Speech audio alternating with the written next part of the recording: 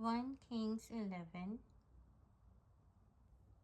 On a hill east of Jerusalem, Solomon built a high place for Chemosh, the detestable god of Moab, and for Molech, the detestable god of the Ammonites. He did the same for all his foreign wives, who burned incense and offered sacrifices to their gods.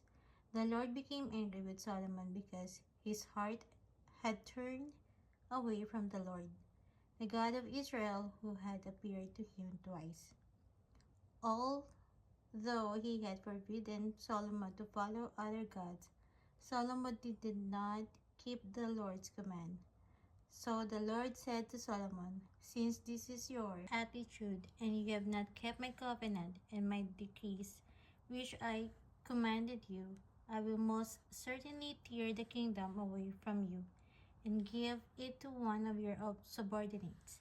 Nevertheless, for the sake of David, your father, I will not do it during your lifetime. I will tear it out of the hand of your son.